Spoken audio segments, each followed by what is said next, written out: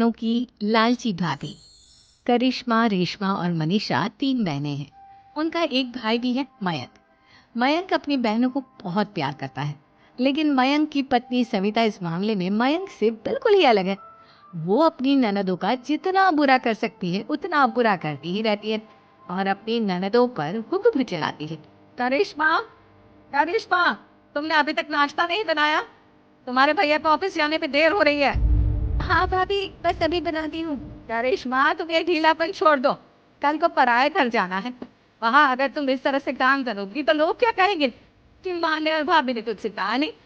और तुम्हारी दोनों बहनें कहाँ रहे? रेशमा मार्केट गई है और मनीषा सो रही है। क्या? सुबह के 5 बज रहे हैं और ये महारानी अभी भी सो रही है?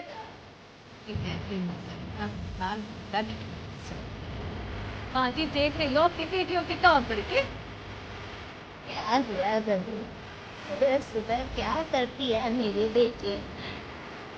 अरे एक तो अभी अभी उठकर चली गई, दूसरी सुबह सुबह बाहर चली गई, तीसरी अभी तक सो रही। क्या करूं इन दिनों का? मैं तो परेशान हो गई हूँ। जा जाकर उठा उसे और रेशमा से मेरा कर। सविता सीधा मनीषा के कमरे में जाती है और उससे कहती है, महारानी जल्दी उठो, सूरज सर पर आ गया है। भाभी थोड़ी देर और सोने दूंगा, मैं रात से ये सोई थी। तो शराब से पिए या नहीं, या फिर पानी की करीब बाल्टी डालो तेरे ऊपर। नहीं भाभी, नहीं खाना। मनीषा देरी से उठकर बाथरूम में चली जाती है। सभी आराम से बैठकर नाश्ता कर रहे होते कि तभी रेशमा बाजार से हाथ में सामान ले आ जाती है।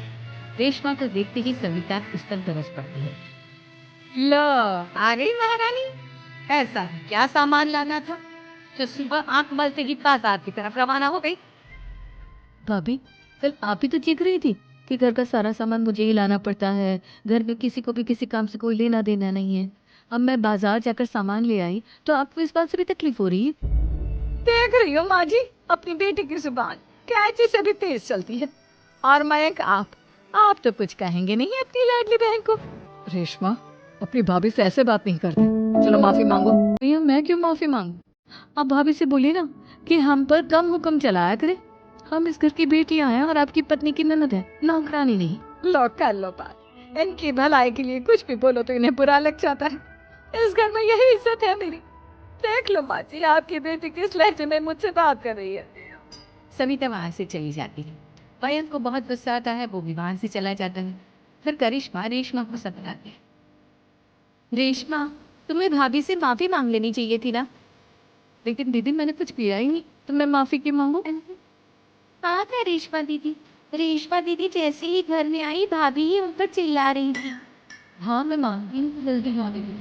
मैं तो इसलिए बोल रही हूँ कि भाभी ने माँ को तो पूरी तरह नष्ट कर लिया है। वो हमारी बात सुनती नहीं। मयंक भैया हमारे लिए हमेशा खड़े रहते हैं, इसलिए उनकी बात का मान तो तुम्हें लगना चाहिए था ना। कोई फायदा नहीं दीदी, कुछ दिनों की बात और भाभी उन्हें भी हमारे खिलाफ भड़का था। फिर वो भी माँ की तरह हमारी किसी बात पर विश्वास नहीं करें। इसी तरह से अपनी 3 ननदों को किसी न किसी बात पर परेशान किया। एक दिन मैं अपनी तीनों बहनों के लिए गिफ्ट लाया। क्या रेशमा, ये तुम्हारे लिए हाथ का सेट। रेशमा, तुम्हारे लिए सुंदर सी ड्रेस। और मनीषा, तुम्हें किताबें पसंद है ना, तुम्हारे लिए किताबें लाया हूँ। थैंक यू भैया। थैंक यू भैया। थैंक यू भैया। करिश्मा, तुम्हारा नेकलेस कितना सुंदर है। ये भैया कहाँ से ले आया है?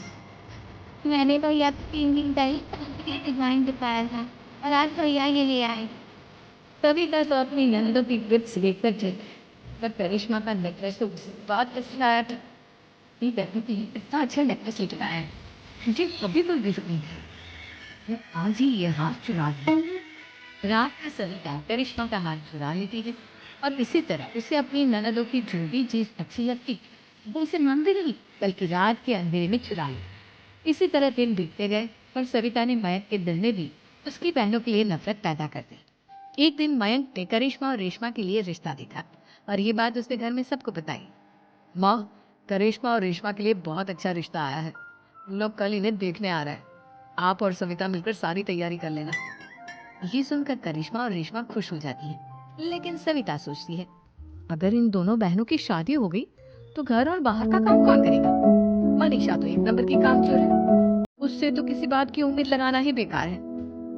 मुझे इस शादी को रोकना होगा। अगले दिन सभी लड़के वालों के स्वागत की तैयारी करने में लगे होते हैं। तभी मयंक अपनी बहनों से आकर कहता है, तैयार हो गई तुम दोनों? देखो दोनों लड़के बहुत अच्छे हैं, मैं कोई कसर नहीं छोड़ना चाहता, इसलिए तुम उनके सामने अच्छे से बिहेव करना और अपनी भाभी से लड़ने मत लग जाना। विश्व, तुम वो नेकलेस पहन लो ना, मैं तुम्हारे लिए लाया था। भैया मैं बहुत देर से वो नेकलेस ढूंढ रही हूँ लेकिन मुझे मिल ही नहीं रहा। क्या तुमने नेकलेस खो दिया? तुम्हें पता भी है वो कितना महंगा था, तुम कोई काम ढंग से नहीं कर सकती। मयंक उससे भी वहां से चला जाता है। थोड़ी देर बाद लड़के वाले भी आ जाते हैं। वो दोनों बहनों को पसंद कर लेते हैं और रिश्ता पक्का हो जाता है। लेकिन सविता के दिमाग में तो कुछ और ही खिचड़ी पक रही थी। तो पंडित जी के पास करिश्मा की कुंडली लेके जाती है और उन्हें पैसे देकर करिश्मा की कुंडली बदल आती है। जब लड़के वालों के पास करिश्मा की कुंडली जाती है तो दुर्गा को बोलता है, बहन जी, हमने करिश्मा की कुंडली अपने पंडित जी को दिखाई थी। आपकी बेटी की कुंडली नहीं बल्कि दोषों का पिटारा है। देखिए मैं और मेरे पति इन सब बातों में बहुत विश्वास करते हैं, इसलिए हम आपकी बेटी से अपनी बेटी की शादी नहीं करा सकते। इस तरह करिश्मा का रिश्ता टूट जाता है और सभी घर वालों को बहुत दुख होता है। अब कविता सोचती है, चलो करिश्मा का तो रिश्ता टूट गया, अब रेशमा का भी रिश्ता तोड़ना है। क्या करूं क्या करूं? कविता आवाज बदल कर किसी अननोन नंबर से रेशमा की होने वाले ससुराल में फोन लगी।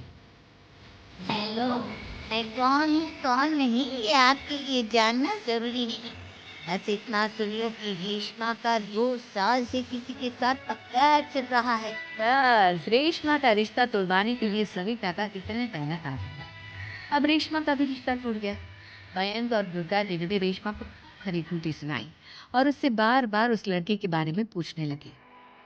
आप दोनों मुझे क्यों परेशान कर रहे हो? अरे कोई लड़का होगा मेरी लाइफ में तो मैं बताऊंगी ना। जब कोई है ही नहीं तो कहाँ से लाऊं मैं कोई लड़का? तेरे सुनने वाले ससुराल वालों को फोन किसने किया था?